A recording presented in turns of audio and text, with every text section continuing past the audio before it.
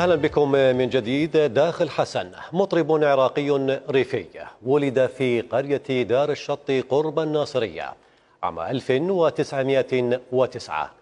امتاز صوته بحنجرة قوية ونفس طويل، وشكل مع ناصر حكيم وحضير أبو عزيز ثالوثا مميزا للغناء الريفي.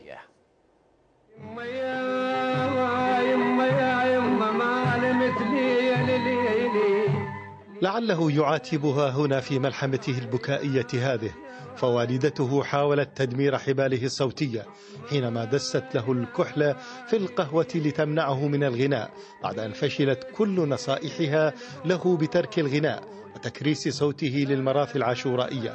ولم يأتي فعلها إلا بنتائج عكسية، زادت صوته شجنا وعمقت فيه بحته الشجية التي كانت تثير أوجاع من يسمع صوته باكيا وهو رضيع. لا لا لا لا لا لا لا لا إيه لا لا يا حديث ينطلق من استثنائية حضور الغنائي، يعني هو شكل تاريخ يعني كامل من الأسى والحزن، عبارة عن إحساس. الله سبحانه وتعالى خلق موهبة كاملة. ظاهرة صوتية وغنائية لم ولن تتكرر، هكذا يصف المختصون داخل حسن الذي تفرد في أطوار ريفية خاصة، وشكل مع ناصر حكيم وحضير أبو عزيز ثالوثا مميزا للغناء الريفي.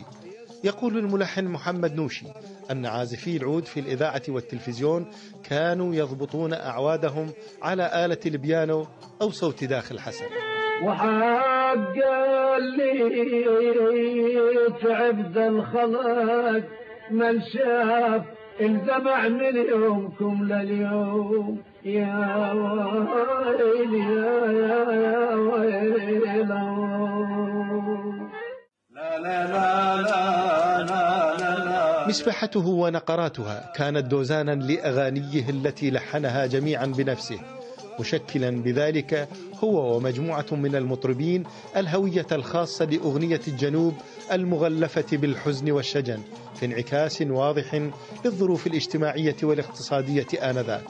لكن داخل حسن تربع على العرش من دون منازع. داخل حسن أحيا أطوار جميلة، المستطيل والغافلي والحياوي، لكن تفرد بطور داخل حسن، عنده أسلوب خاص في أداء هذا الطور. من أرياف الشطرة انطلق صوت داخل حسن متأثرا بالمطرب محبوب العبد، وسجل أول دخول له في الإذاعة ثلاثينيات القرن الماضي، أحيل إلى التقاعد في أواخر السبعينيات براتب قدره 68 دينارا.